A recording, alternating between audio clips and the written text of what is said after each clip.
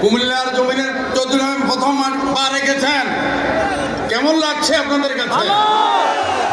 সংগ্রামে উপস্থিতি, যে মহেন্দ্র খানের জন্য আমরা অপেক্ষা করেছিলাম সেটা এখন উপস্থিত। সংগ্রামে উপস্থিতি, দীর্ঘক্ষণ আপনারা অপেক্ষা করছেন, দীর্ঘদিন অপেক্ষা করছেন।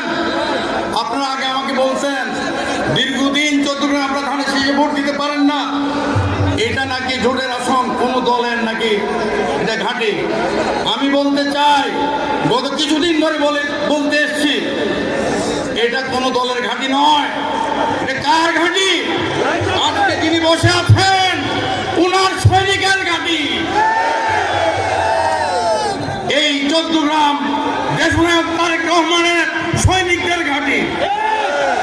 আগামী দিনে যে নির্বাচন হবে, 12 ফেব্রুয়ারি নির্বাচন, সেই নির্বাচনে আমরা কাঁধে কাঁধ মিলিয়ে আমরা ধানের শীষকে নির্বাচিত করব।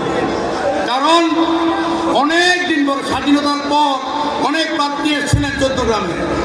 আমাদের প্রতিপক্ষ যিনি, উনিও নির্বাচন করেছিলেন এককভাবে।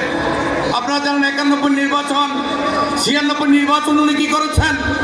কিন্তু 2001 সালে যখন উনি জোটের প্রার্থী হিসেবে আসলেন, কার আশীর্বাদে? আজকে যিনি বসে আছেন সেই নেতাদের আশীর্বাদে, নেতার আশীর্বাদে আমরা ওনার কারণে ওনাকে ভোট দিয়েছি, নির্বাচিত করেছি। কিন্তু নির্বাচিত হওয়ার পরে সারা বাংলায় ক্ষমতা ছিল বাংলাদেশ জাতীয়তাবাদী দল, কিন্তু চৌদ্দগ্রামে আমরা ছিলাম বিরোধী দলের কাতারে। আজকে এখানে যারা স্টেজে বসে আছে, অনেক নেতা আছে যাদেরকে থানায় এই বিএনপি ক্ষমতার আমলে 2001 থেকে 6 সালে থানায় টাঙিয়ে পিটানো হয়েছে। আমাদের নেতা কর্মীদের বিরুদ্ধে শত শত মামলা দিয়েছে। বিএনপিকে নিধন করার জন্য অনেক অত্যাচার নির্যাতন করা হয়েছে, কিন্তু আমরা দাবিয়ে যাই না।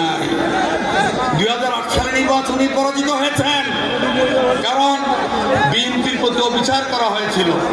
তারপর ওনাকে ভোট দেওয়া হয়েছে। আজকে উনি এসছেন নতুন ফর্মুলা নিয়ে, পাল্লায় ভোট দিলে নাকি জান্নাতে যাওয়া যাবে, নতুন ফর্মুলা নিয়ে এসছেন। কিন্তু আমরা বলতে চাই 250 আসনে প্রার্থী দিলেন, বাকি 50 আসনে কিভাবে ওরা ব্যস্ত যাবে? সেই ফর্মুলাও শেষ। মানুষ এখন আর বিশ্বাস করে না, প্রতারক। কারণ চৌদ্দগ্রাম হতে কি জানেন, মাল্টি পারপাস করে, বিভিন্ন কোঅপারেটিভ করে আমাদের টাকা লুটপাট করেছে।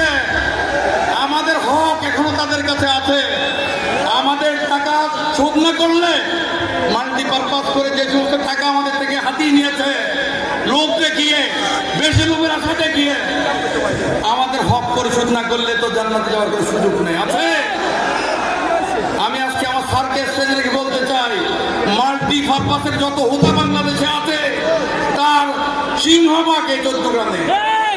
সুতরাং চৌদ্দগ্রামের মানুষ সচেতন, কারোর হক পেয়ে খেয়ে নির্বাচিত হবেন এবং জান্নাতের সার্টিফিকেট দেখাবেন সেটা ভুলে যান।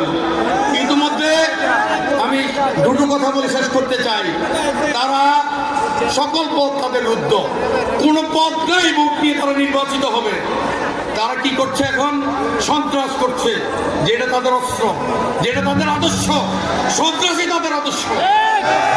সন্ত্রাস করে জনগণের বিরুদ্ধে গিয়ে আজকে চৌদ্দগ্রামের কিছু অঞ্চলে তাদের বাহিনীকে দিয়ে রাতের অন্ধকারে, রাতের 12টা 1টার পরে মানুষের বাড়ির দিকে হামলা করছে, মানুষের বাড়িতে হামলা করে মানুষের বাড়ি ভাঙছে। গত 5 দিন আগে আমাদের এক দলীয় কর্মীর বাড়িতে রাতের 1টা বাজে গিয়ে দা দিয়ে কুপি তাদের বাড়ি ভেঙেছে। তারপর কি করেছে, ওই বাড়িতে বয়োবৃদ্ধ মহিলা ছিল। 71-এর যুদ্ধের সময় যেভাবে আমাদের মা বোনদেরকে তারা নির্যাতন করেছিল, ওইভাবে ওই দিন আমরা দেখেছি সোশ্যাল মিডিয়ার মাধ্যমে। বয়োবৃদ্ধ মহিলাদের গায়ে থেকে তার কাপড় ছিনে নিয়েছে, ওদের লজ্জাস্থান থেকে কাপড় ছিনিয়ে নিয়েছে। সুতরাং এদের ব্যাপারে আমাদের সিদ্ধান্ত নিতে হবে। আজকে চৌদ্দগ্রামবাসী ঐক্যবদ্ধ। আমরা ঐক্যবদ্ধ কিনা?